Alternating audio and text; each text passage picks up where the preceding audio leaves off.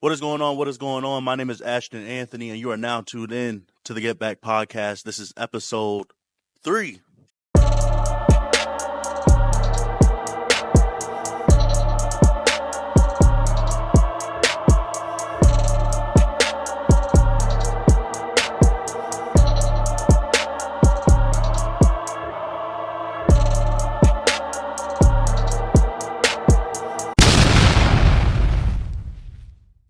I have the honor of bringing on a third guest for the Get Back podcast, and that is my brother, Khai Fisher. So, round of applause. Appreciate y'all. Appreciate y'all. That's a real mic drop, Yeah. So, round of applause. Thank you, guys. Khai Fisher. Also, want to give a special appreciation to the two people I have helping me behind the scenes, Antonio and Brantley. Got started, I believe, 9:30, and so an hour later we're, kicking it off. So, I forgot the vinyls. Oh, I forgot to bring in the vinyl, so, we just brought this on because this is going to be our first topic. But before we get into that, Khai, how was your week? Bro, I'm blessed. I know that's like a knee-jerk reaction for me, too. I guess me being, of the Lord, but also being Caribbean, like, I'm quick to say, like, I'm blessed. But, this week was good, honestly. I was kind of stressed out at the beginning of this week because I know I have a lot of assignments, school-wise and the Lord-wise. But I knew I was going to be off work this whole week, so, like, I was really just, like, getting stuff done and, had some nice fits that I had planned for this week and stuff like that. I don't know. I'm feeling good, man. I'm thankful for this week. The jeans Khai had on yesterday? Jeez. Twins, I got to send you a picture. Somebody got, like, a shot of me while they're on the steps of the student center. I'm on the first floor. Wow. Twins, send me that. I said, send me that. I seen the picture. Bro. Banger. Those jeans, I need to get those. Them shits was fire. But I know it's been a minute. It's been about 3 weeks since the last episode came out. And one, like I said, if you missed it on the last episode, but spring break, we had spring break, and then I had a trip to New York City for the College Media Association, and that was really great. I ain't gonna lie, I was preparing like a little vlog. I was trying to do a little vlog of my trip, but just got to it. Yeah. But New York was cool. I got to talk to Bomani Jones. If you don't have me on social media, I vlog like my trip, like on my TikTok and IG, Twitter. So, and I'm also put Kai's link to his Instagram, so make sure you go follow him. Thanks, Of course. But yeah, New York was cool. I've been in New York. My family's from New York. I like to call myself an honorary New York member. I respect it. Right? I'm not from New York, but when I was younger, I would spend all my summers going up to the city. Yeah. And so, but I never really got to see like that. Yeah. And so that's what I really did. I went to Central Park. Our hotel was dead in the middle of Times Square. Like literally the hotel was right here. The famous red staircase is to the left. I've never done that before. So I didn't do it either, but it was like, they have like a line to get on the staircase. I don't remember, like when I was younger, I don't remember it really being a line to get on the Times Square staircase. Yeah. Though you could just walk, but just get up there. Just they changed it. I also went to see, for the first time ever, I went to see the World Trade Center, the One World Trade Center, and the Memorial. Yeah. And that was kind of like touching, but like good for me because my dad, I have a picture. I might put it up. But my dad, he back in 2001, like on 9/11, he was helping people.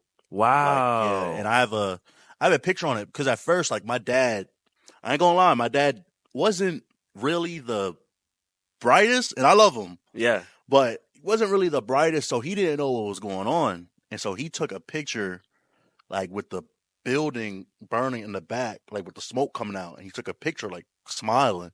and that's the picture that I have. You're joking. Bro, I swear. You realize that's like a history, like not even eating like that. Like that's a history breaking picture. And I remember growing up, we had the Black History Month play in my elementary school, and so he like who I forgot. Don't bid me off. The person who created the gas mask. Mm-hmm. So I had to basically, I was him for the Black History Month thing, and so I would have to dress like him. And my dad had the gas mask that was from 9/11. Dude. So I saw that and he was telling me about it. But my dad, he died in 2016 from cancer. Wow. I'm thinking my dad died from cancer that's like because he was unhealthy. Because my dad, he wouldn't eat. Like he wouldn't eat. He didn't maintain a healthy diet. He was eating a lot of junk food and stuff like that. So that's what I thought it was from. Yeah. But very recently, I found out that the cancer was from Lord have mercy. 9/11.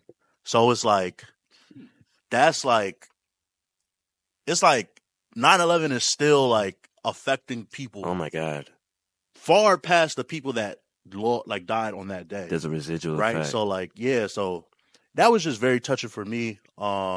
Just being on those grounds, realizing like right there, like at the memorial, this is where the building was burning, people like jumping out of the buildings because they didn't want to like get burned. So like that's what I was saying. I know we're far away from 9/11, but it's still like when they say like never forget, and I kind of hate the phrase, but it's truly like never.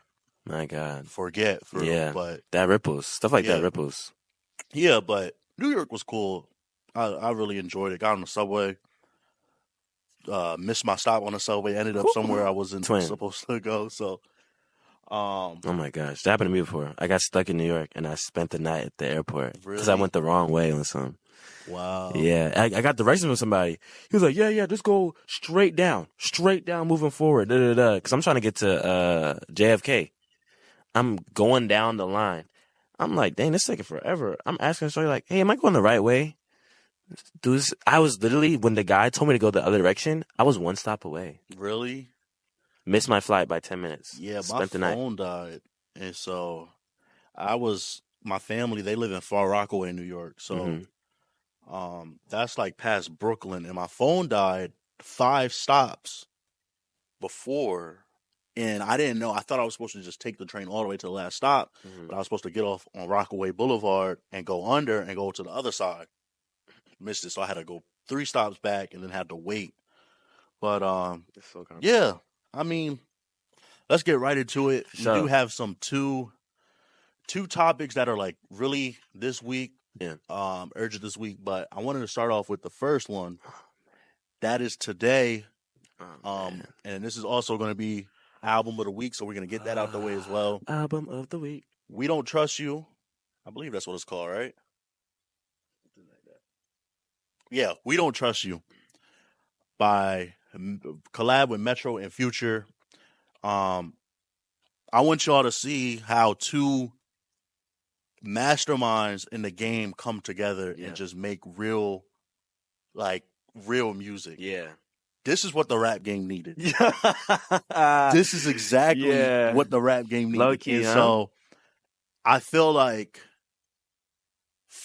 Metro has finally tapped into like him being like the top producer of this generation. Like, oh yeah, the Dr. Dre. Oh yeah, of this generation. Not that he's on that like he's better than Dr. Dre, but in terms of him being on that as like a producer, he's getting more cinematic. Yes, exactly. Feel. And so, Future, I feel like out of all the rappers, Future was like the best rapper he could collab with. Smart choice. A smart choice. The other one that I would really like to see is Metro and Travis. Because they always make good. Metro, his best artist, I believe, that he works with is Future, Travis, Thug, 21 Savage. Oh, yeah. And Gunna. a And little Gunna. bit. Oh yeah. So, Oh yeah.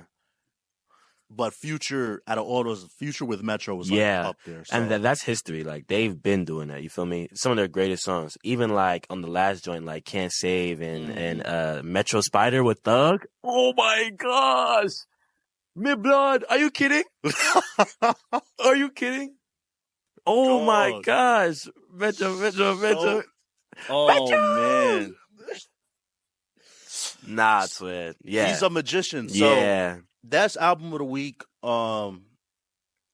Like I said, I wasn't able to stay up till 12 to yeah, listen to it. yeah. I still haven't listened to the full album. I only listened to the Nah. first 2 tracks. Yeah. But the big headline out Oh of my this gosh. album drop is Kendrick Lamar was featured on I forgot the actual title of the track. It's called Was it Type Shit? Is it type of shit? Like that. Yeah. It's like that. I was about to say sort of L. So he was featured on Like That, and Oh man. it's just like Oh man. he called out basically the top dogs in the game. Yeah. Try to have a little mini Control verse, right? Yeah. Called out Drake and J. Cole with their latest like collab song on the For All the Dogs album, Mm-hmm. and that was a first person shooter. Yeah. And so Drake and Cole kind of they're on tour together as well. Yes. Which is we're thankful for that. Oh, I appreciate that. Thankful for it. Yeah. But and let me get my shit off with this, okay? Yeah. Do your one. I know how you feeling.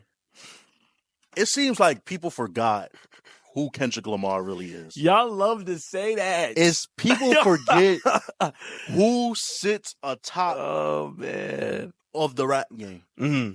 Right? And I get it. Kendrick Lamar, he drops an album, he goes away for 2 years. So that is a little bit on his doing. Sure. But he's still number one. He's like that. He's right? Like that. Still number one. He has out of Drake and Cole and Kendrick, he has the best discography. Good Kid, Mad City, To Pimp a Butterfly, Damn. Mr. Morale was still a great album. One album of the year, but it was his worst album out of those 3. Oh yeah, for sure. But that can just show you the depths of his work. He definitely has the most texture. Like as far as like say being full off of an album, you will be full off of all of Kendrick's albums. Yes. You feel that? You know what I mean? And so this really felt like, and with the Future album, along with when Cole drops and when Kendrick drops and Drake drops, and sometimes when Travis drops, and Thug, this felt like a real album release. Yeah. Album releases haven't felt like this in a while. So, but Kendrick basically, and I'm gonna read this bar for bar, word for word, line for line. Give me a moment to pull this up. Mm-hmm. He says, F sneak dissing, first person shooter. I hope they came with 3 switches. I crash out like F-Rap, diss Melly Mel if I had to. Got 2 T's with me, I'm snatching chains and burning tattoos is up. La la la la. Lost too many soldiers not to play it safe. If he walk around with that stick, it ain't Andre 3K. Think I won't drop the location, I still got PTSD. MF the big 3 is just big me. I'm really like that, and your best work is a light pack. Nigga, Prince outlived Mike Jack. Bum for all your dogs getting buried. That's a K with all these 9s. He gonna see Pet Cemetery. Ended it with calling him a bum. Right? Crazy work. Future called Drake a fan. Seems like I don't even know. Future and Drake have beef for some reason. Yeah, and it's kind of. I hate that. Yeah, they always. I hate that, especially because they've made some really clutch. I mean, they made a whole album together. Yeah, but you can also see that rippling with Metro as well, because Drake and Metro have beef, and so like it explains why. I mean, honestly, I guess it makes sense why all this happened, where they all could feel like they could say something to Drake at this moment. And that sucks too, because they all can make great music. I'm a listener, guys. I got no beef. I'm not a gangster. I'm not a gangster, my friend. I just like the music. So I'm hearing it, and I'm like, dang, bro, like, y'all mad at each other? I just want a song. Yeah. And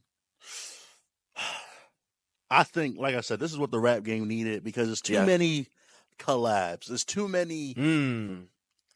It's too much sunshine in the rap game. And so when there's competition, everybody performs at their best. Yeah. And so I think this is going to make everybody better. And I think the lack of competition was the reason why Mr. Morale was kind of like this.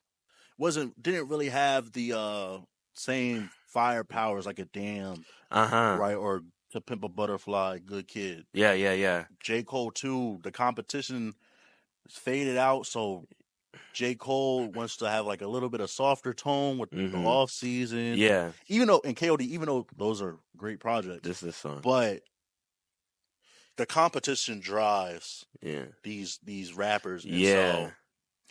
So, and Cole just be popping in his shit. Like I think that's really what it is. So like when he's rapping and stuff like that, he's flexing, but he's not just saying like you suck. He's like, bro, I'm just telling y'all how great I am. Yeah. I have a personal opinion about how people about rap beef and stuff like that, because it's like I think rap beef is cool. I think it's fun, and it does stir the pot. Like it makes it interesting. I think at the same time, it's like, I think we're kind of, black people in general, everybody in general, because white people watch us too, like they're kind of like on edge a little bit when people diss each other. It's like, oh, okay, all right, let's not escalate, guys. Come on, guys. You know what I mean? Like, and it'll ripple into some real stuff. You feel me? But at the end of the day, as long as it's just music, bro, I think it's fun. I'm not gonna lie. I don't like it feels like when your three drunk uncles are arguing with each other. I'm like, bro, Kendrick, chill, gangster. It's okay. It's all love. Yeah. Don't play with Cole and Drake like that. At the same time, if Drake was to say something crazy, I'm like, Drake, Kenny? Kung Fu Kenny? You feel me? I don't know. I think it's just like, if it was anybody else, I'd be like, yeah. But with them, it's just like, I'm hyped, but at the same time, I'm like, oh, man, I don't want this to get ugly. I think that's what it is. I don't want it to get ugly. But my thing, and I'm going to say this, J. Cole fans, I literally have on a Dreamville shirt right now. But J. Cole fans, let's sit this one out. Oh, okay? Man. Let's sit this one out. I love J. Cole. Forest Hills Drive. Yes. Born Center. Oof. I was one of the few that was defending For Your Eyes Only. KOD all season. Got that. Lights, please. Lights, please. Turn out the lights. That's a banger. But you're number 3. And this, even though I feel like a Cole Kendrick rap beef will be more appealing. Yeah. Dog. Yeah. Cole, you're number 3. Yeah, he's number 3, bro. We need to accept that. I love Cole. I was listening to Cole when he was dropping fresh stuff. I was in middle school and bro was dropping stuff like that. Twin, back when he was in the music videos, wearing the jorts and the Tims in the summertime. Jorts, Tims, summertime on the beach is crazy. Talk about it. So, Cole, but we're talking about an upper echelon, okay? Jeez. A higher, and you're still up. Mount Rushmore of the 2010s, you're right there. Right there. But we're talking about Kendrick Lamar. Throne Talk. Yeah. Yeah. Control. Yeah. The Heart Part 5. And that's why I want to turn to Drake, because as a fellow... My friend, okay, I'm about to say... Kendrick fan. Yeah. Where you at, Drake? Twin. We've been calling you since Control. You know what, though? He's so on his subliminal stuff that it's like he won't point out names.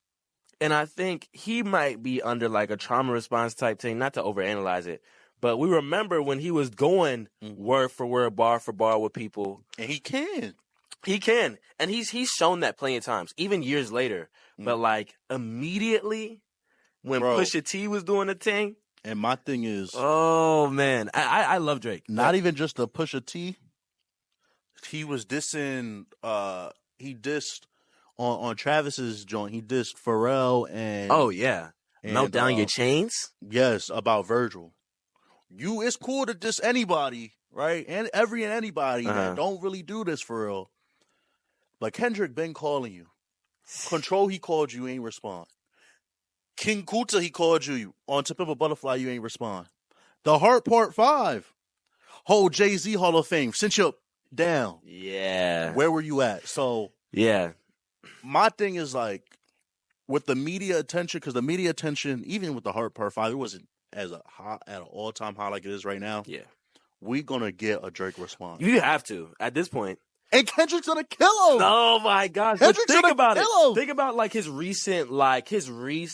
He's been much more vocal about talking this shit. Even with Pusha, it was certain times he was talking to Pusha, and it was like, we know this is about him. Matter of fact, when he was making that song, I'm anti on the recent joint. He's talking about Rihanna and ASAP. He was being bold then. I just need him. If he's gonna respond, keep that same energy. I need him to not only keep that same energy, say his name, gangster. Exactly. I don't want to fuel the fire, but at the same time, come on, bro. It's like your uncle fighting your uncle. I'm like, bro, don't let him talk about you like this, bro. Bro, come on. All I'm saying is throwing us back. Yeah, I get it now. Yeah. Kendrick is away, so we treat him like, oh, he's this rapper. Like, he's still a good rapper, but he's this rapper that's past his time. You think so? That's why I feel like people look at Kendrick now. People look at Kendrick as like this old school, just because he's not dropping, with everybody out, like he's not with Yee and all these new rappers. But like and I'll end it. Well, I'll end what I'm saying. I'll let you respond. But and Playboy Cardi's been on a run. Oh yeah, I think Playboy Cardi is way better than what he was. Oh yeah. And he's tapping into his thug sound. Yes. Oh, that's fire. But Cardi, Lil Yachty, I love Don Toliver. Don Toliver, it's time for real rap to come back. Yeah. I know this is going to be like a little phase for the next year, and then we're going to go 2 or 3 years without anybody saying anything. But let's just savor this moment. Yeah. Because this might be the last moment that we get all of these three active for real. Yeah. And then after that might be gone. So, cherish the rap beef. Just cherish it because let us enjoy this, man. Yeah. Let us enjoy this. Yeah. I think definitely Kendrick, he definitely was on his I'm having fun phase, you know what I mean? And he's definitely popping and shit in the having fun phase, but he's making the songs with his cousin. And the songs are bangers. That's another one though. Baby King, the JIDs, I'm not calling them bad, but I don't like the carbon copies, the Cordays. Oh yeah. Look, JID is phenomenal. He's a great rapper. The carbon copies. I'm not with the I don't like Corday, to be honest. I do like Keem. I think Keem be rapping, but also you don't like Keem, so you don't like the joint with orange soda on it and nothing like that. No, Keem has his tracks. Yeah, but in terms of I don't know, he got his tracks, but he just has tracks for me. I like that whole album top to bottom, but that's the only thing I can say I like top to bottom. You know what I mean, song wise from him. Keem got his tracks. It's just sometimes he be BSing. Yeah, and I mean, it's been made known that his cousin be writing for him. Yeah, Don Toliver, that's my guy. Oh yeah, that's my guy. He don't miss. Yeah. But it's time for this younger generation. Let's sit back, take a seat, and let's learn. This will be beneficial for y'all. Yeah. So, let the big lions argue, and let everybody else. There's moments in the jungle when everybody just sits back and watches it happen. And I think this is that time where we just got okay, let's see what happens next. Yeah, but moving on, that's great. Time to get more of a little serious side. The Nickelodeon documentary, right? That was a big talking point this week. I mean, wow, it was a documentary surrounding Dan Schneider and the whole what was really going on with him and some of these younger Nickelodeon actors. This is also something that I really haven't. I tried to watch it last night, Yeah. but I just couldn't. Yeah. I couldn't. That's heavy. Like the first episode was wild when they showed Ariana Grande. Yes. I had to turn it off. Was that because with it the was- water? Yes, and she was like holding like the big, The pickle and stuff like that? in her hand and like shake. It was so just really, and nothing really upset my stomach like that for real. For real. Yes. So I'm not saying I'm not gonna watch it. I'm gonna force myself to watch it, but it's just like the R. Kelly thing. I couldn't watch the full Survive and R. Kelly. I couldn't watch that either. Yeah. So, but that was a good talking point. And then something happened with Drake and Josh Peck. Yeah. Where Drake, you know a little bit more than me, so I'll let you. With Dan and everything like that, I've been new about Dan. I've knew about the Dan situation on Vine. Like they was bringing him up on Vine on some stuff, and I'm like, oh, Dan, like Schneider, like the dude with the last name at the end of the show, and like I grew up on all that stuff. Like I was in preschool watching the Amanda show. You know what I mean, with Amanda Bynes. So it's like I've been there the whole time. Drake and Josh, that was my favorite. That was really one of my favorite shows. I had a stepbrother at that time, and me and my brother were Drake and Josh. We were Phineas and Ferb. So it's like, when I get older and hear these things, I think a natural reaction is always like, oh, come on, guys. Really? Like, Dan?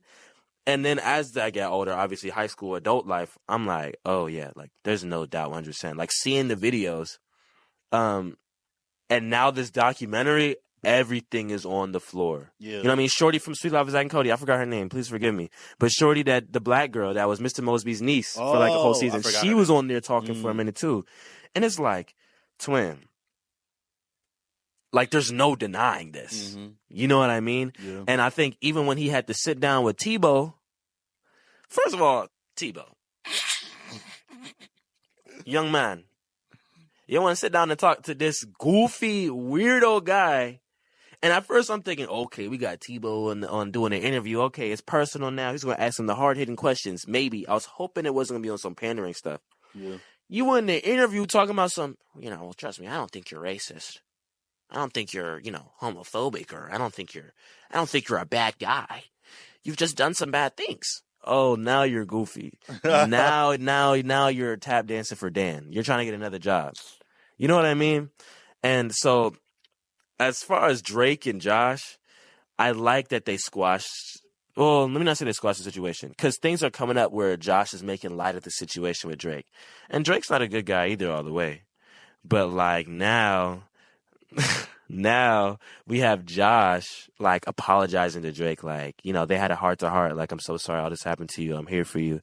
I think that's cool. Dan, there's no apology. You're cooked. Yeah. But yeah, and so I'd just say like it was really, really disturbing. Oh man. Nickelodeon is just like this big. It still is, but yeah. I wonder how this is going to affect Nickelodeon as a whole.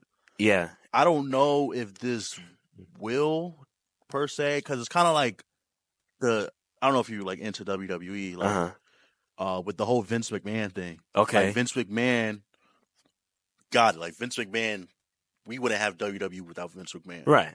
But it's still like, you got to erase this dude from. Yeah, because they don't bring him up much at all. But you're still going to move forward because WWE is such a big global thing. So it's like, I feel the same thing with Nickelodeon. It's going to be like, okay, this is something of our past, but this does not represent who we are now. I think Dan Schneider is like a root or like water when you pour it. Like it's like spread around too deep.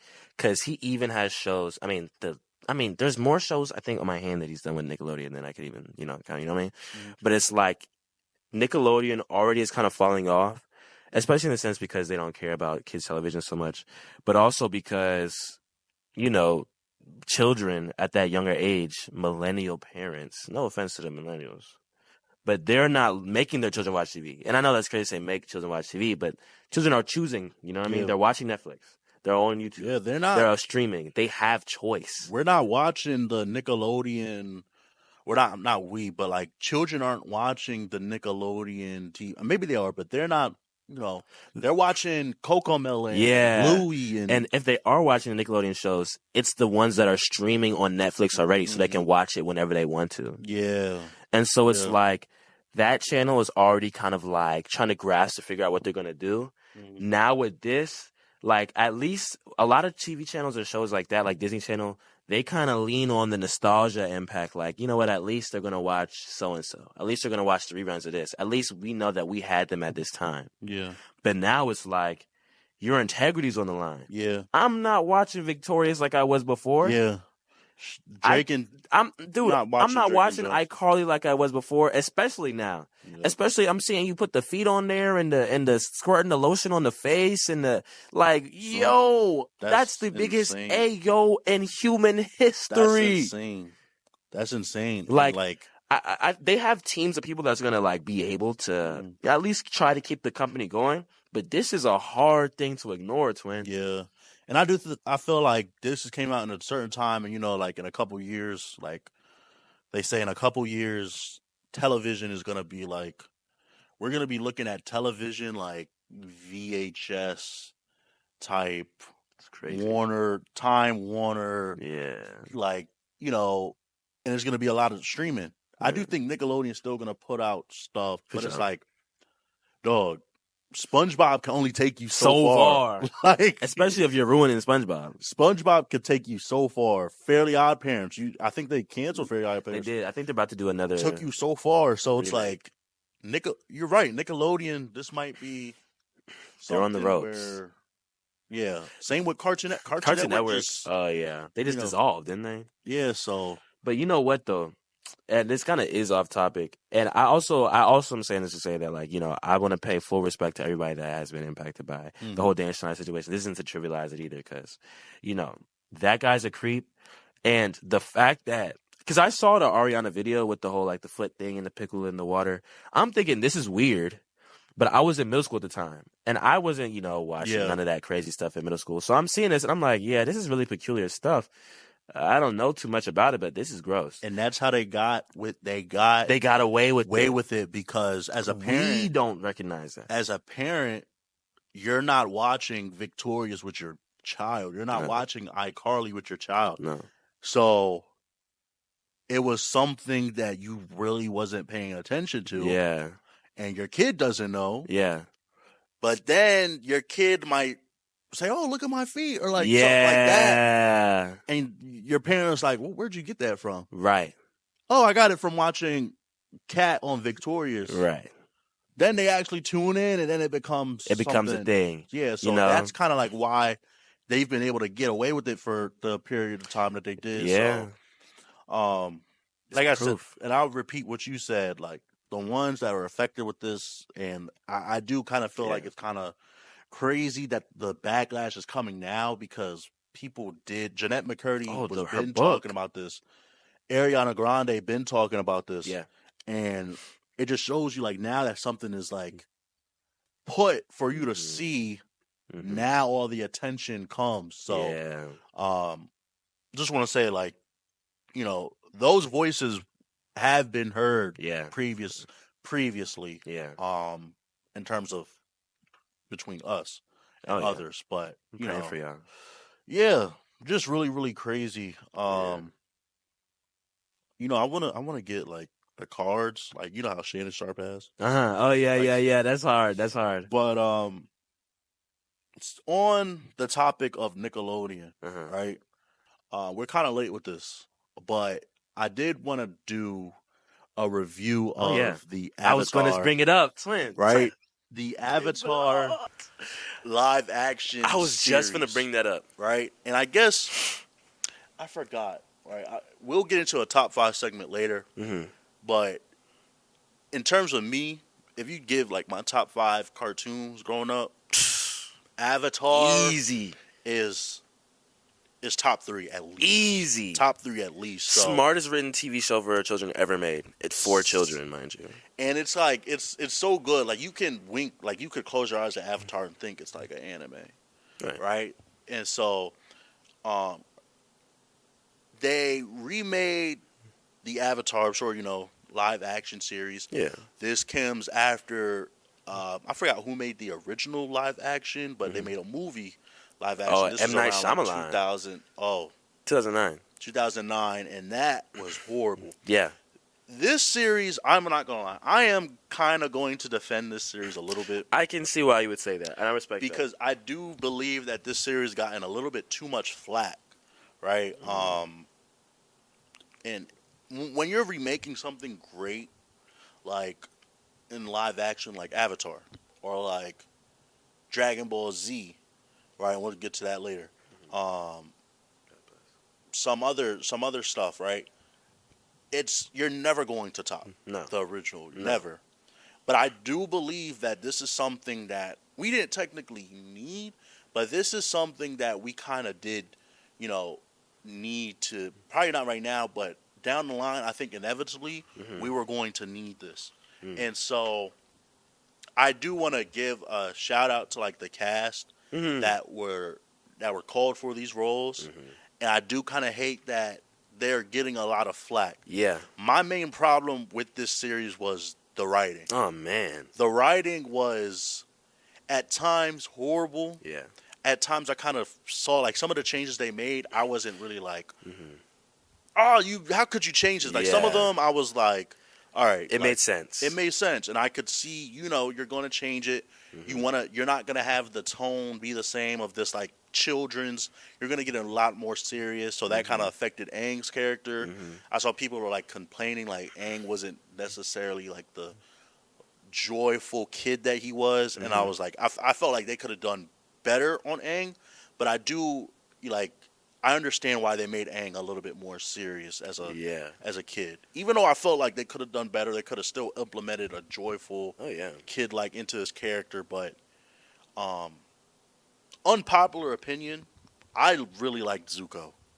Ah. I You know really what like though? A Zuko. lot of people that I see talk about it, there is a lot of hate for Zuko, but Mhm. I do see a lot of people defending Zuko, Mhm. right? Especially recently. And so I did really like Zuko. I do. Me and my friend Cam, we were talking about this in the register office about Hmm. like how they kind of made Zuko's redemption arc happen a little too early, Oh yeah. and I do agree with that. But in terms of his story, episode 6, spoilers. Episode 6, when he was on the like He that had the arc mask? where his I forgot Antonio. My fault, Antonio. Sorry, Antonio. But episode 6, the arc where he was on, Forgot the when the character's crew, name. where his crew would like, they had the one general take over Yeah, for him, General and Zhao. so his crew was like, "Well, Zuko, you've badmouthed us this whole time, so Yeah. why we?" And then Iroh was telling the story of Yes. Zuko Yeah, yeah. and how he came back on the boat, and they were just like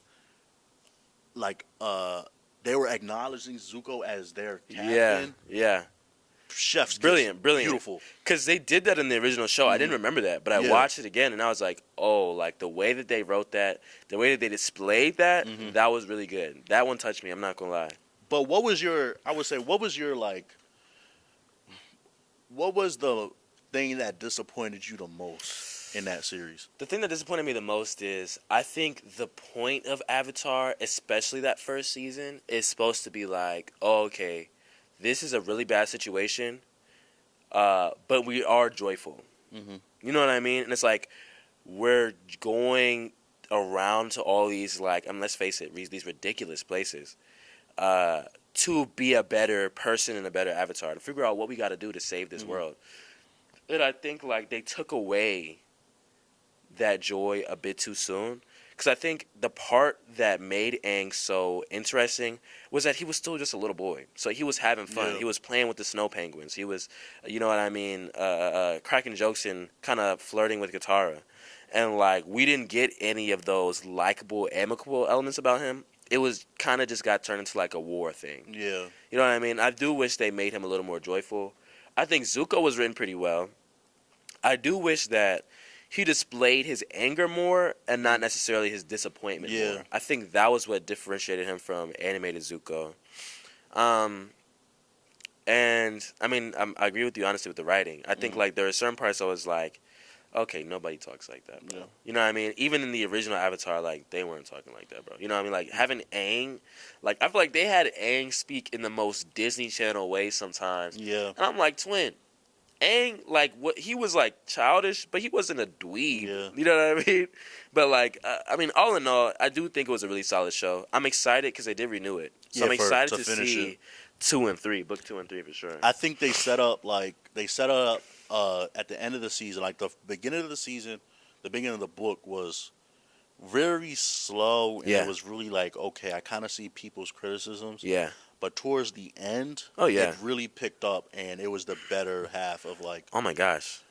My thing, I think there was like a rumor out there that they was preparing to make Toph like not blind, and I was like, dog. Oh, Toph's biggest reason why she She was was- the best earthbender was because she was blind. She's And she supposed was- to be just like the Badger moles that Exactly. can't see. So I don't know. It's just a rumor. I don't know but if they do that, then it's gonna ruin it. Oh yeah, it's Right. cooked because Toph is such a strong pillar for the rest of the series, and it's entertaining to see the way she battles. Yeah. That's another thing too. I know it's hard to show the way they battle, but they battle in specific ways to represent their element, and they couldn't really show that per se as much with this live action version.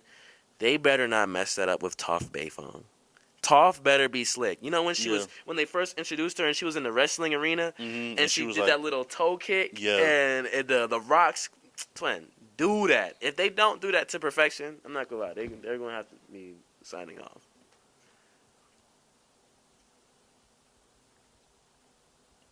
Hold on. Mm-hmm. Sorry. Mm-hmm. Yeah, and so I like Uncle Iroh. I think Uncle Iroh, they did a very great job in depicting him. Mhm. And at some points, I felt like Uncle Iroh. This might be unpopular, but at some distinct points, not the full character, but I think at some distinct points, you kind of had more from Uncle Iroh than you did in the You think animated so? series. Like at some points, I felt like because I'm watching the animated series, I'm rewatching it at the same time I'm watching live action. Yeah, me too. So it's like, okay, there are some points where Uncle Iroh is like this wiser dude. Yeah. Instead of like at some points in the animated where he was kind of like this goofy, like old man, but at the same time he's still like book 3 Uncle Iroh. Twin, when he's raising his voice at Zuko, talking about, it's your destiny. Yeah. What do you want to do? Yes. Twin. Oh my gosh. So yeah, man, I think they actually have a great pivoting point to make it better. I enjoy it. How did you feel about the another thing about the run I wanted to talk about. It's like, and my friend Cam, again, shout out to her, she Shout out to brought Cam it Jackson. up as well. She was like, I think the writers made it like as if we were dumb. Like, bro, we know you're the Avatar. Episode 4, it's like, Stop re-explaining it to me. we know you're the Avatar, right? We know what your destiny is, Yeah. right? And it's just like, it literally sounded like, I gotta do this because I'm the Avatar. I gotta Yeah. restore balance to the world. Yeah. Episode 5, like we Like, know twin. that, bro. We're on a small time crunch. Cut that out. We know who you are, bro. I appreciate them showing the extinction of the airbenders. I appreciate them showing Katara's mother. Smart them choice. actually showing how she died. Like, Yes. they didn't. Ooh. They explained it differently than an animated series. Yeah. And that was a change where Katara, they were looking for a waterbender, Yeah. and Katara's mother said she was the waterbender Yeah. to hide her from the fact. And that episode with Ko, the face eater. The face Oh stealer, my gosh. that was a change that I really I liked it. Yeah. Me personally, Yeah. I liked it because it was kind of like, and I get it. People were like, "Oh, well, you have him. He's supposed to steal faces when they show emotion. He's not stealing faces." But they had it be like he was like this spiritual, paranormal character to where he's gonna make you relive your darkest moment, and then when you show emotion, he's gonna sneak up on you, Yeah. kidnap you, Yeah. and then when he has you and he's ready to feed, he's actually going to feed off your face. So I appreciate it. I did feel like they spent. It was like, Aang was like, well, I got to stop Ko, but in order to do that, I have to go to the fire temple. And then have to come back. I'm like, yo, your friends are gone by now. Like, they're gone. It was a bit rushed, like, twin, like, if this was, obviously, if this isn't real life, but if this was real life, bro, they would be dinner. Yeah. Like, you're traveling to a whole nother country? Yeah, so, yeah. And they actually showed him taking somebody's face. Oh, yeah. The gruesome aspects of this new Avatar is very interesting. Mm-hmm. Like, seeing how Katara's mom died, we watched her get burnt in the face. Mm-hmm. You feel me? Seeing, like, some of the stuff when, what's the blue spirit? Not the blue spirit. Whatever, Zuko's, when he wore the mask. Oh, the blue, Yes. Yeah. Seeing some of those people actually get hurt. Like, somebody fell off the building and that. And we saw him land. Like, that was, like, it was really interesting. Yeah. But I think the way that they introduced Korra's mom, I keep saying Korra. Katara's mom passed away. That was interesting because we didn't see that first season, but I'm glad they did because you can tell they're setting it up for season 3. Because season 3, remember, that's when Katara starts learning bloodbending. Mm-hmm. And there's a specific episode literally just watched that, where she She's on bloodburn business. Yeah. And she goes and gets the general. She goes and gets the general that killed her mom. Like, if they put that in book 3. Lunch. What? Like, because she stops the rain around him? Katara stops the rain around this blood? Are you joking? Blood bends this guy. Zuko's terrified. Zuko's looking at her do this and is scared. They better keep that in there for sure. Yeah, bro. And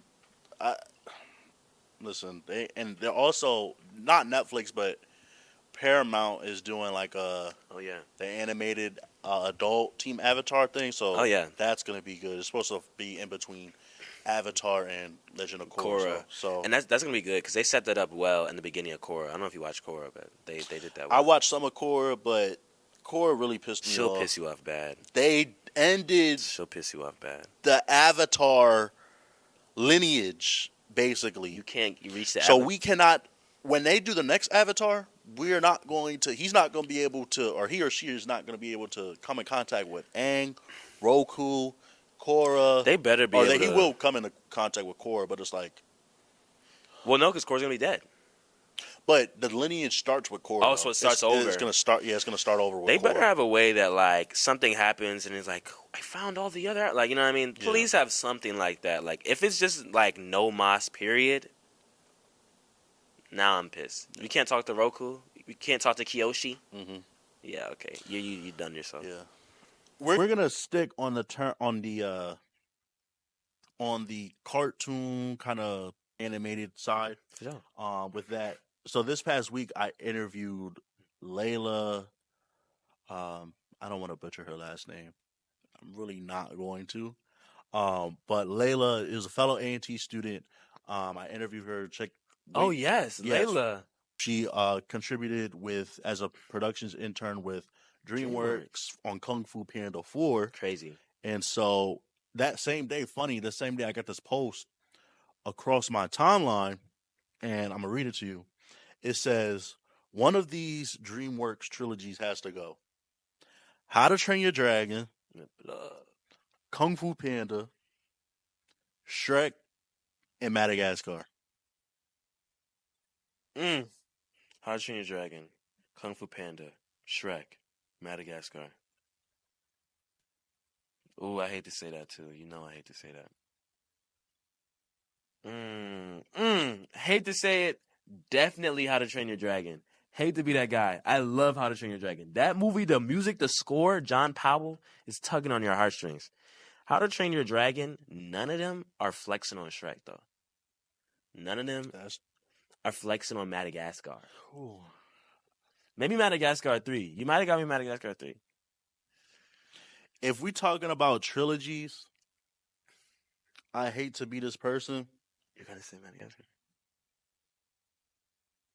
Madagascar. You know, Madagascar is out of there. No, Madagascar is out of there. Y'all gotta rewatch Madagascar. You're not hearing it, bro.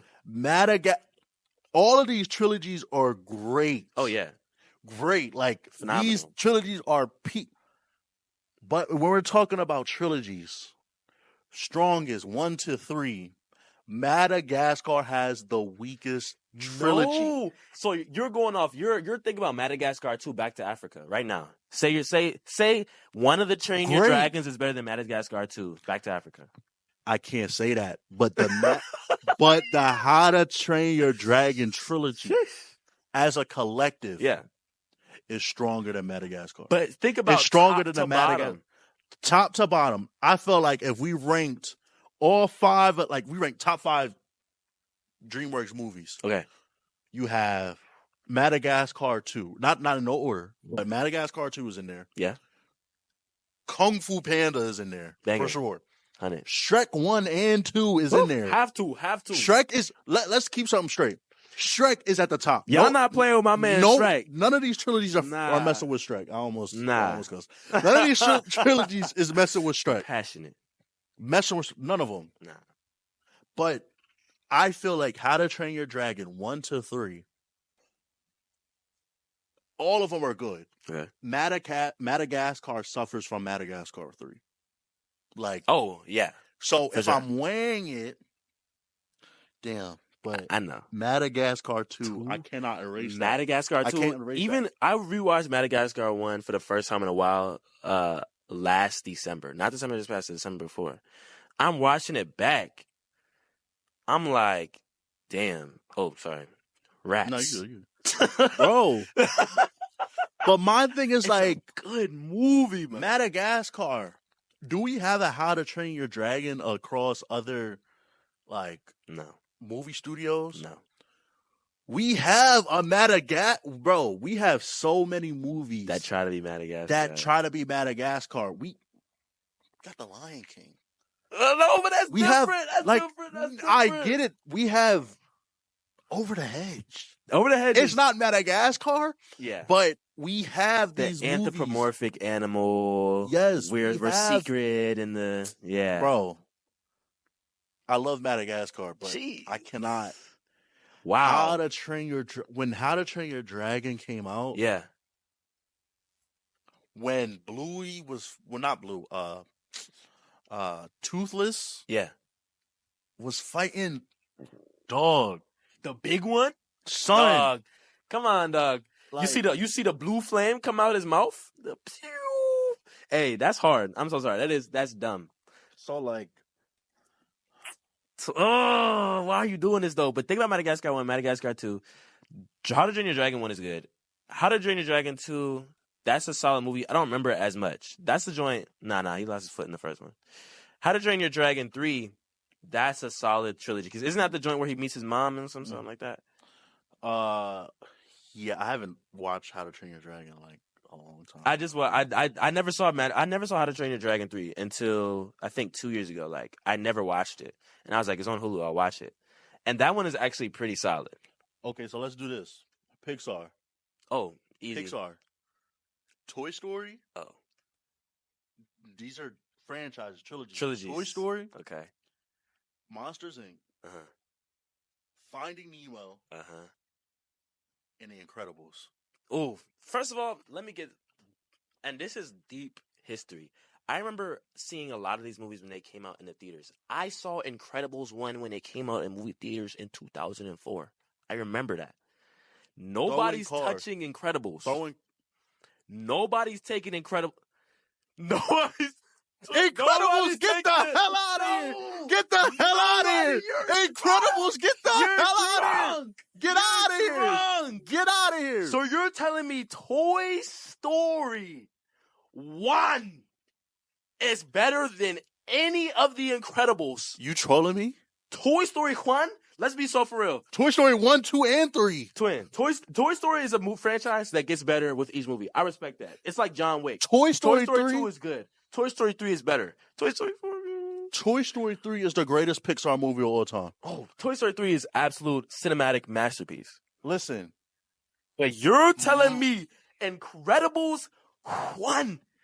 That man steps outside the machine that brings him inside. Bro, that man punches the head off the machine. Listen, bro. jumps out, lands, falls into the lava. He slowly walks towards the camera. You're telling me that's better than Woody them? You're telling me that's not Woody is better? I'm talking about the idea, right? The idea of this franchise, right? And let me break it down to y'all. Toy Story, as an bro, is so genius, right? When Toy Story came out, let's not talk about right now. When Toy Story came out, and we pitched the idea that we are going to have these toys, all unique, come to life. And have to live with hiding their identity, and them on this adventure, escaping the house, going all the way to the arcade. It's smart, right? So and then so that's Toy Story 1. The conflict between the old toy that has held you down to the new shiny toy in Buzz Lightyear, thinking he's going to come into this room. Don't make me get on Incredibles, and bro. Take all of this, right? Take it over, right? I'm saving us with Incredibles. I got you. That conflict. Then we go to Toy Story 2, where the old toy that think he doesn't have a worth finds out that he's this prize. The prize. Joining his old crew, and his old crew turns on him. Yeah. Right? Well, not the whole crew, but the conflict of having to, okay, well, do I stay, right, with the it kind of flips. Yeah. Right? Between Woody, holding Andy down, to Woody or Andy holding Woody down. Wait. Yeah.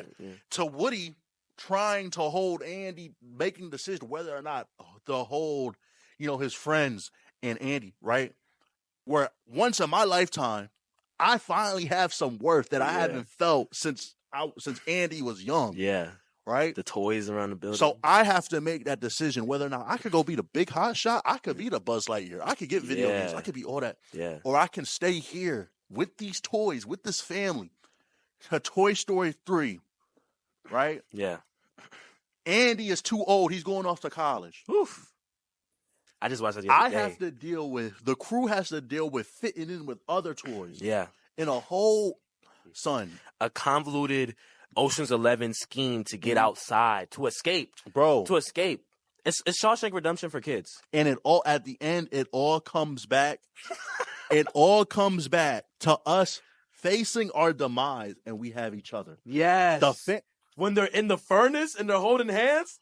Toy Story is the franchise. It's the greatest. They did kind of fumble the bag with Toy Story 4, right? They kind of did it. I thought it should have ended at Toy Story 3. Monsters, Inc. Banger. They made an idea out of, okay, what is it going to look like on the other side? What is it going to look like with our kids, right? Banger. We're so worried about the monsters in the closet. But what does that look like on the other side? And they added a twist with that, right? They're scared of us. And then they doubled back with Monsters University. Banger. To the upbringing on how, monsters and how, it's like the real world. Yeah. Right? Yeah, they go to college. They got to get an education. Finding Nemo. Woo! Blood, let me tell you something. Before you even tell me. Oh, my God. I watched Finding Nemo for the first time. I was going through something. It was like 2 years ago, summertime. I'm watching Finding Nemo, drinking on some Stella Rose wine. I'm realizing, because I grew up as an only child, I used to watch movies by myself all the time. So I have a lot of movies memorized in my head. And I didn't remember that I had Finding Nemo memorized. I'm watching Finding Nemo. I'm saying the words with these guys at the same time. Mind you, they're saying the deepest, most intellectual things that you could ever imagine to each other in their fish. Bro. Their fish, twin. Finding Nemo, right, took the idea of a fish going out of water. Yeah. Look. It's deeper. We were in the sea. Now we went from the sea. Just think about how crazy this is writing-wise. And they made it work. We went from the sea all the way to a fish tank in a dentist's office. In Australia. Are we serious right now? In Australia. Are we serious? That's writing. Then we get to in Incredibles. a superhero family. No! Oh my God! Oh Christ! And y'all trying to tell me, twin. Listen y'all to trying me. to tell me, and I'm not trying to shit on Incredibles. Incredibles is still a great Oh yeah. franchise. Oh yeah. But compared to Finding Nemo and Listen to me. Toy Story, Finding Nemo is deep. I can see how, Monsters Inc. hard beat. Finding Nemo hard beat. The underlying subtext with Finding Nemo is brilliant too, because it's a single father who just lost his wife, who now has a son. Because he lost his wife, his son is differently abled. He has a disability. He can't move his arm correctly, so he's overprotective of his child. But now it's time for this child to go to school in the real world. Everybody's telling him to calm down because he's just going to school. The worst case scenario happens where his son gets taken from him. He is paranoid. So not only is he now like, I have to go save my son, but I have to save myself from this paranoia. I can't install this into my child. Layers. I can't install this into myself. He finds another Galdem who also is differently abled.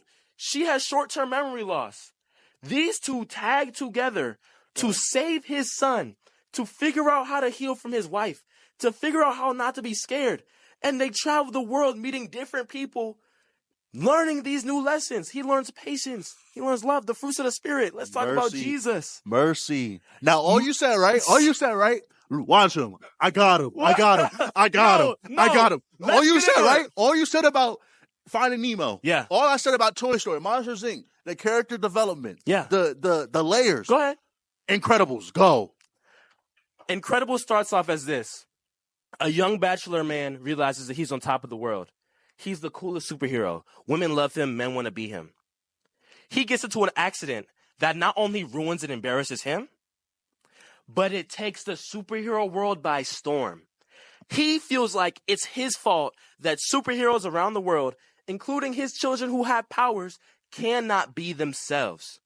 He walks around with that guilt and anger every day because now he's not only this man that's strong enough to destroy anybody, but he sells insurance to grandmas. He gets an opportunity, an illegal operation where we're trying to bring superheroes back into the world. We just need examples to show that they're good. The movie is themed like espionage. So the whole theme of the movie is the jazz. It's the sneaking into the buildings. It's the knocking out goons. He starts saving people. Psych. Twin.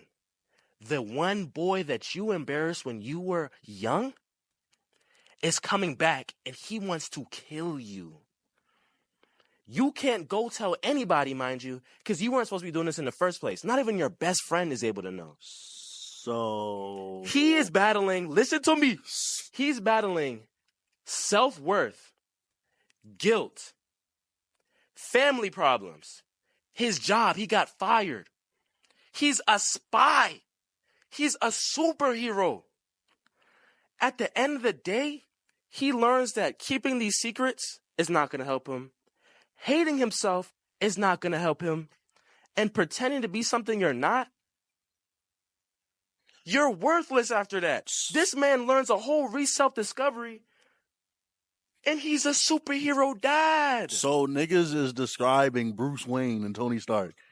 Like, that sounds like a mix between Fantastic Four and Bruce Wayne and Tony Stark. Bruce Wayne has his own personal issues.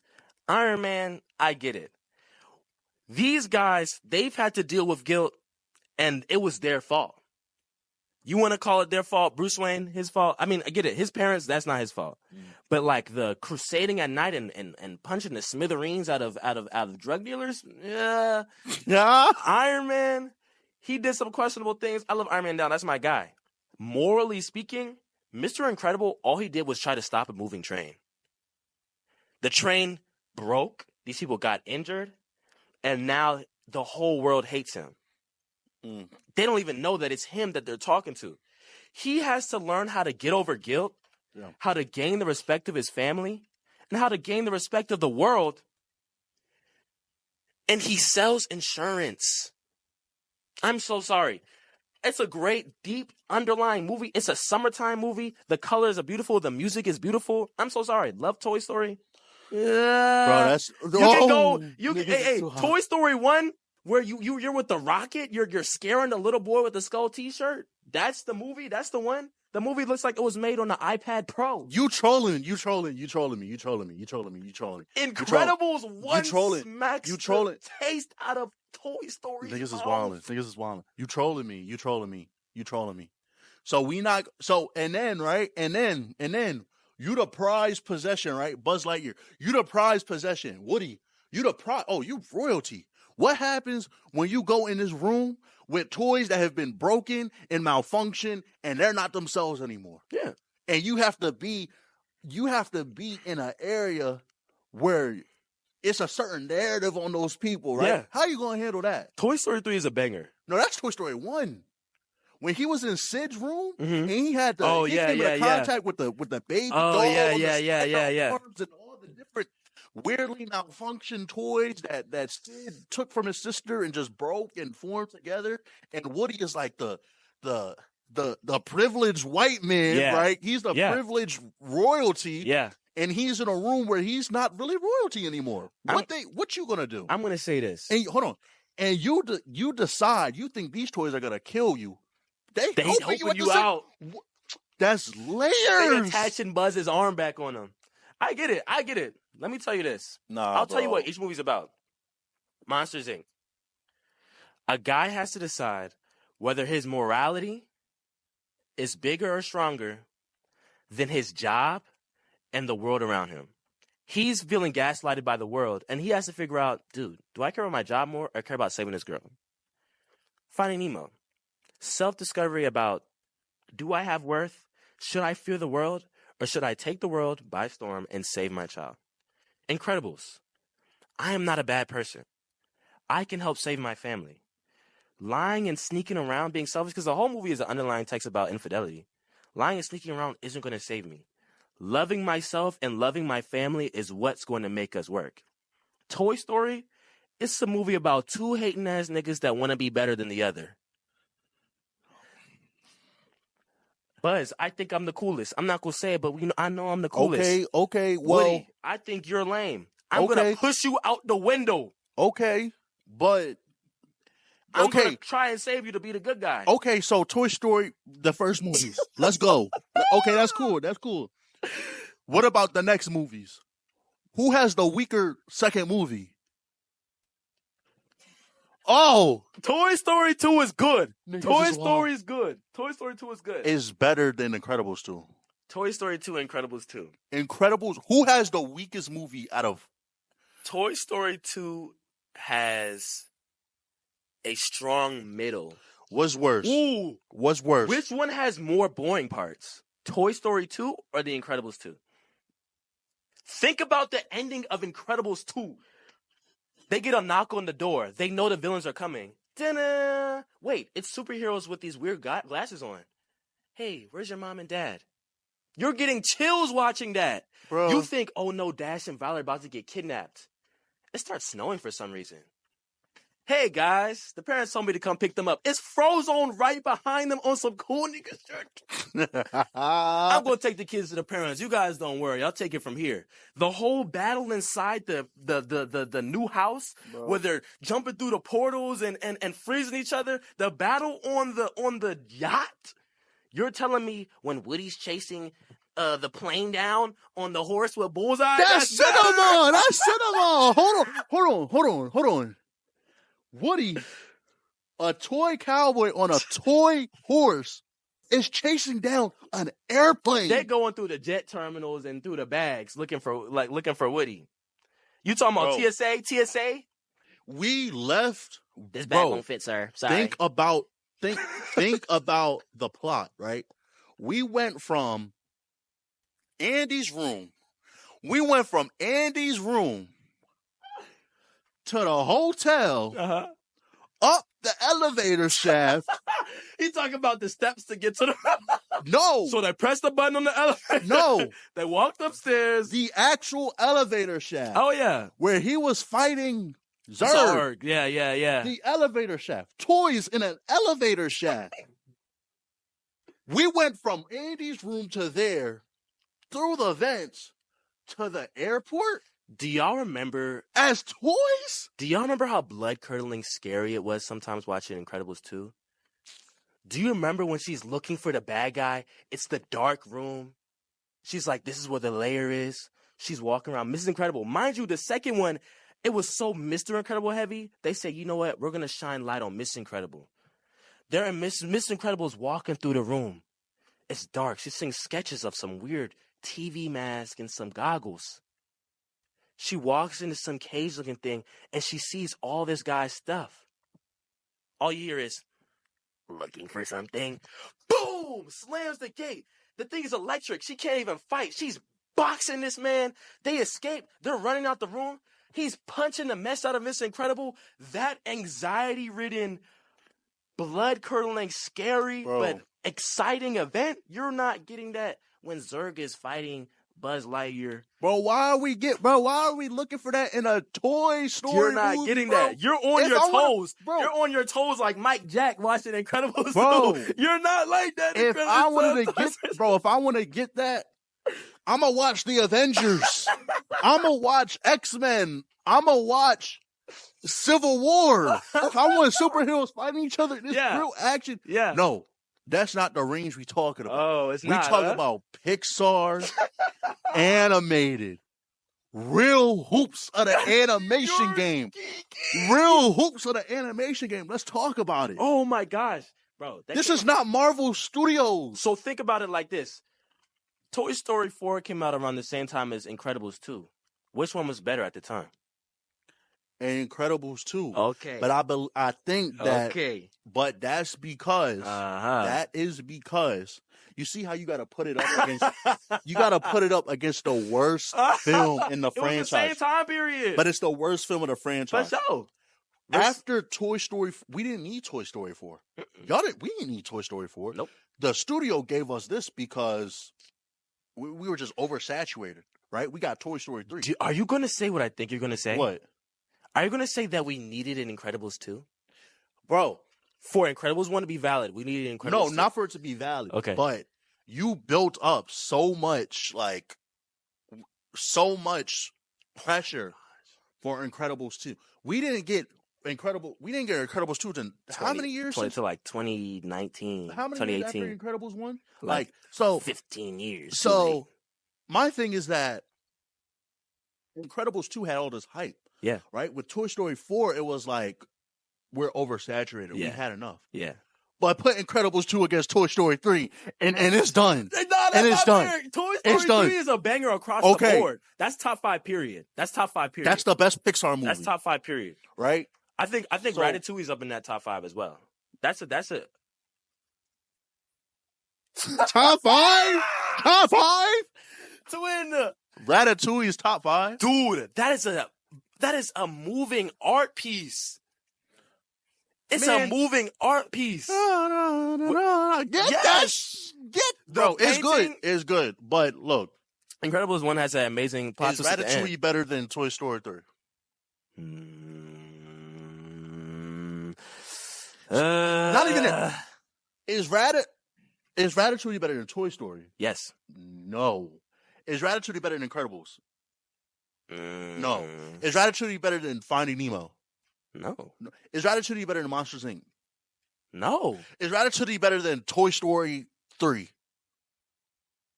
Yeah, no. Oh, no. That's 5 right there. That's 5 right there. Is Ratatouille better than Cars? Yes.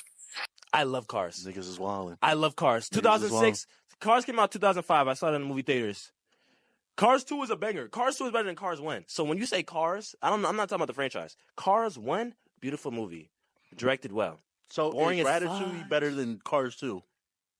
Is Ratatouille better than Cars 2? Yes. Is Ratatouille better than WALL-E? Yes. I like WALL-E. Ratatouille is better than WALL-E. Is Ratatouille better than Up? Yes. You're wildin'. You're wildin'. Yes. You're wildin'. I know, You're bro. wildin'. Sit down and watch Up right now. Tell me you're not snoozing.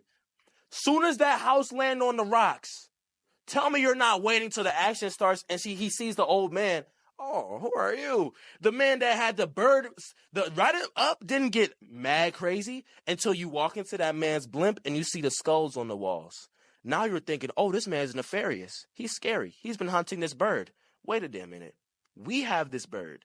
That's when it starts getting good. After they land on that house on that mountain, they just walking around and yapping. Oh, we found a dog, yapping. Oh, we found a bird, yapping. Ratatouille isn't better than Cars. I'm sorry. You're Cars wildin'. 1. Yo, if Ratatouille isn't better than Cars 1, you're wildin'. You're wildin'. Cars You're 1 wildin'. has a strong You're wildin'. opening.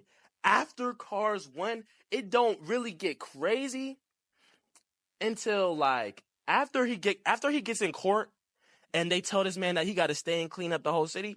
Oh man, it's just yapping. It's not tough. Everybody knows Pixar back in the day, back when I was in like preschool, elementary school, they were notorious for having a strong, boring middle.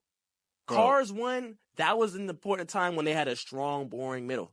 Ratatouille had a strong, boring middle. Guess what? When Ratatouille the clears. nigga Lightning McQueen, Catch out. when the reflection of the light from his lightning bolt, Yeah, showed up on the other card. nigga said, "Ka-chow." Are we? Hey. Ratatouille don't got that motion. I'm sorry. Like Cars is one of those movies where the storytelling could take a hit Yeah. because the character has just so much motion. Yeah. Like I can't put When Ratatouille. the girls were flashing their headlights at him, crazy. When he's in the air doing the Jordan tongue out, that they were flexing. Pixar was flexing. When they made Lightning McQueen stick the tongue out in the air like this, one of them flexing. ones. So let's, bro. I can talk it, bro. I can talk it. So we gotta move on. Okay. We gotta move on. You're a good spar. But You can spar. You can spar, man. I do want to give a special shout out because this happened over spring break and I wasn't able to do a special shout out to the Dragon Ball creator who died. Oh man, may he rest in peace. God bless him. Akira Toriyama. Right? Just listen, I'm not the man I am today without Dragon Ball Z. Mm-hmm. I don't even watch animes. Like I'm not. Yeah. I be clowning on people who watch animes. Not gonna lie, I do. Sorry, I do. I'm sorry. We caught a few strays in the room, guys. Sorry. Not clowning. Like anime is cool, but I'm not watching. I know they're. I'm not disrespecting them. Like the shows, Attack on Titan, all that. Cool. It's just not my style. Yeah. Dragon Ball Z set the bar up so high for me. I remember little old me because when I was growing up, Dragon Ball Z was airing on Nicktoons. Oh yeah. So I would be watching Dragon Ball Z. The Frieza saga, you want to talk about one of the greatest moments in cartoon history all time? And I think Dragon Ball Z, it could pass as a cartoon. It's still an anime. Yeah. But when it had like the Dragon Ball Z Kai and everything. Yeah. The greatest moment on TV, animated TV, when that man turned Super Saiyan on Planet Namek. Crazy. Dog. Crazy. Goku has become so, like the character development with these dudes. Yes. It's gotten to a point where we've had the ancient long question of who's the strongest? Can Goku beat Superman? Yeah. Can Goku and Vegeta versus the entire Marvel, which is You're right. it is kind of like BS. Yeah. He does clear. We went from the Saiyan saga to the Frieza saga to the Cell saga. Yeah. And then they messed up, right? They messed up Gohan because Gohan was supposed to take over, but Goku was so popular that they had to nerf Gohan and make him this, this nerdy teacher nerd. Yeah. And they brought Goku back for the Majin Buu saga. Dog. And then we got Dragon Ball Super GT. Oh yeah. And then we got Dragon Ball Super. Yeah. Which was not really as good as Dragon Ball Z, but we got the Ultra Instinct saga, yeah, dog. bro. So It's like literally when we talk about foundation, when we talk about like this is where we got our inspo from, like everybody started that from there. Our parents were watching Dragon Ball. My dad was watching Dragon Ball when it came out. there's Like certain it was big. And it's like you can feel that inspiration in certain other shows for sure. But it's like, dang, bro, like this is a classic. Like this is a classic. And to see like to feel like people were comparing to like Stan Lee passing away and stuff like that. And I do get that too. I don't like to compare people's passing or like death or anything like but that's heavy. Especially when every singular show, every single one of the biggest names has gotten their inspiration from that. That's crazy. Bro. And the shows are good. So many games and spinoffs. You know how many foreign people love Dragon Ball? The new Sparking Zero, they released a trailer gameplay. Sparking Zero, the new Dragon Ball Z game. That free smoke to anybody. I just want to put that out there. PlayStation 5, come see me. I'm not gonna lie. I barely played the game, but I did. I cooked the vet in one Dragon Ball game. I'm just saying. You know, and so yeah. But I just wanted to give my piece. That was somebody who really had my childhood. Yeah. So, God bless him. You know, let's see. What else do I have in here? Did you have anything? Honestly, bro, you know me. It's me being real with you guys. Let me look at my camera here. I wouldn't be myself if I wouldn't sit at this chair and let y'all know how much I love the Lord. I'm thankful to be alive. Been in some crazy situations in my life. And even if I didn't, God has always been great to me. That's a fact. I'll ask you a quick question, because I don't know how we rolling with la time, okay? La thump. I'll say this. What do you feel like you're learning right now in a spiritual way? You guys hear me? Yes, sir. What do I feel like I'm learning in a spiritual way? Yeah. And you don't have to get into detail, my friend. I think we kind of good. Y'all good on time? Okay, this could kind of be like our last. Like, yeah. In a spiritual way. Because God is good. That's great. I would say definitely my relationship with God. So, quick like backstory, not a huge backstory on me, but I was born into the church. Like I was born, my mother handed me to a pastor, anointed me. My granddad was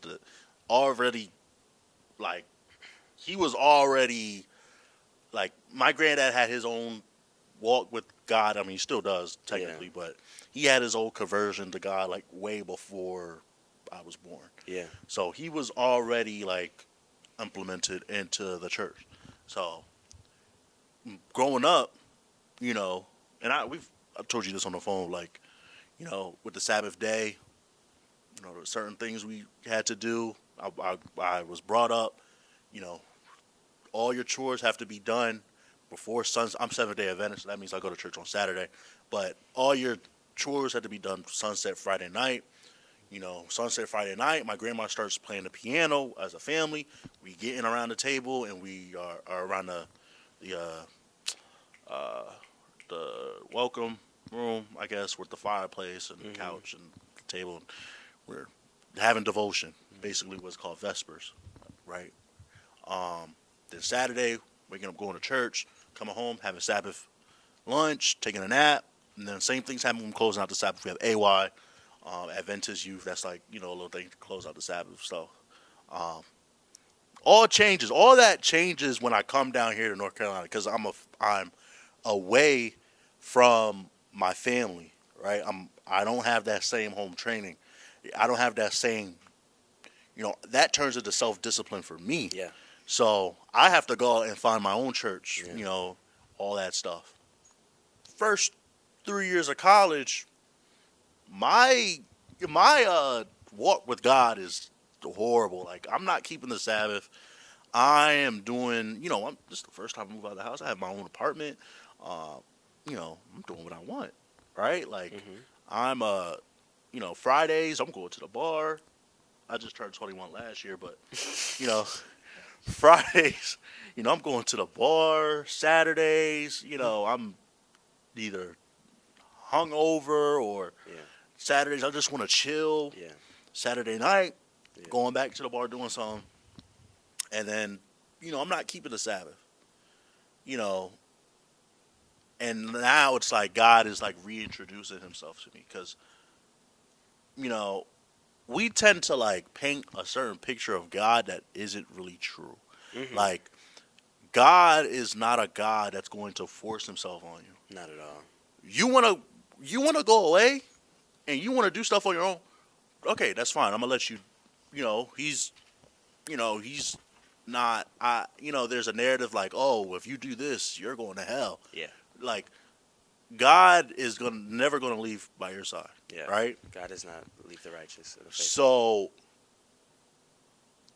me realizing that He's still there with me was kind of like I had like a little come to God moment where I was like in my room. I was like, yo, you're still here with me after, everything. Like I'm not keeping in, even in His eyes, that might not even be like this big thing, right? Because we tend to overthink a lot of, stuff. So, but for me, I'm thinking like, yo, I just defied you, all this stuff. Yeah. Where,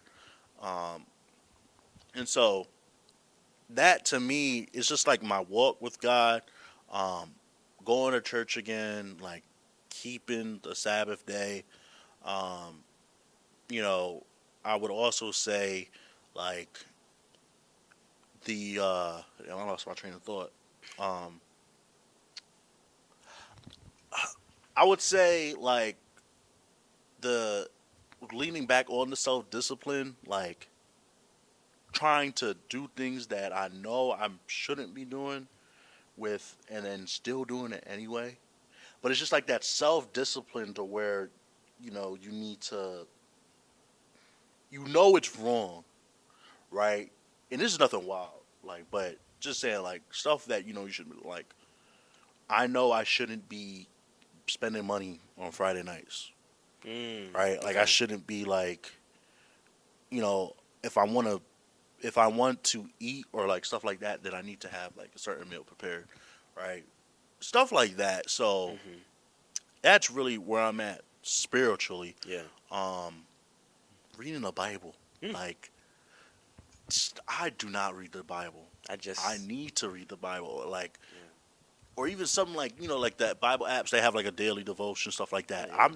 I'm waking up and I'm getting ready for school. Like I don't have no time put aside for that, and that's what I ultimately need to do. Yeah. So yeah, but no, that was a great question because sure. that really made me. You the guest asking a whole question. I love this interview stuff, man. I do. I love asking people, man. Yeah. What about you? Man, that's just an amazing question. I think right now specifically, God is teaching me a lot about self-control and self-respect. And I just said this the other day. Like, I think people always talk about like, oh, I didn't know you love God so much. And it's like, okay, like, what do you want? Like, you want it on my forehead or something? But I think also at the same time, I do want to live a life where no matter how I live, I'm a reflection of God. You know what I mean? So, like, even, like, say I'm not talking about God. Like, somebody's like, oh, that kid, that's a good guy. Or he's anointed with something. Or, you can feel that.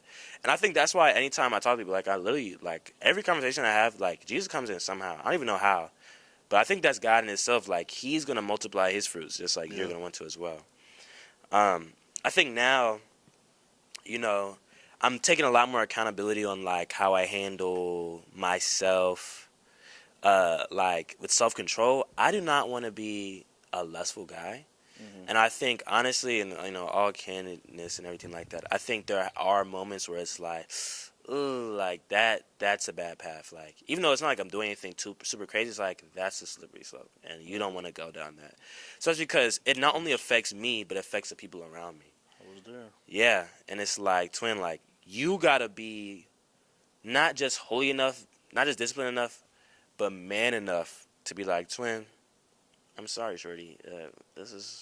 I'm not seeing you in that way. I'm so sorry. You know what I mean? Like, you don't love yourself enough that you feel like you have to do this. You have to? Mm-hmm. What do you have to do? You know what I mean? And like that's been hitting me heavy over the past, couple of days, especially because like, I'm like, I mean, obviously I'm a single guy and everything like that, and it's like I'm working on self-control in the sense where it's like I have nothing but love and respect for you, but it's like at the end of the day, like this is not how I'm walk. I'm working on like abstinence and everything like that, and I'm doing pretty solid for the most part. I just think like there are certain things in your mind that you still have to combat that feeds that wanted to not break the abstinence. And it's like, oh, I'm not doing that. I'm just looking at XYZ. I'm looking at this girl like, oh, this girl, like, I don't look at her that way, but she be flirting me and saying XYZ. And it's like, hey. You know what that means. You know what's going to happen. You know what she means by that. And I think having enough respect for myself and love for myself and God, just be like, it's all about balance. I can't accept that right now. Much love and respect for you, but that's not for me. It is. It's about balance. Speaking of which, the self-respect thing, I am working on being so much more intentional with my words because, let's be honest here, y'all, I think a lot of people see me as more like an idea than an actual person. So they'll be like, oh, yeah, that's the class clown, that's the funny guy. You know what I mean? Or like, oh, yeah, that's the guy that, he likes to, talk to people XYZ way. Or like, oh, I see him go into Aggie News sometimes or whatever. And I think that gives people enough space to allow them to say certain things or do certain things that I feel like are inappropriate. And I remember before I came to one of the Aggie News stations, like, I prayed to God, like, help me to be able to combat people speaking to me in different ways, and it still reflects you. Because I have a problem where it's like, either I let it roll over, it don't matter, or I'm like, oh, how dare you? You know what I mean? Like, I can't do that. You know what I mean? So, like, something happened, and, like, it made me, like, have to be like, okay, like, you don't speak to me this way, and I don't like that. And it was a good example. And I think now I'm just learning that balance of, like, I love myself enough that, like, I'm not going to crash out because you said something crazy to me. But at the same time, you will not speak to me that way. I'm a grown man.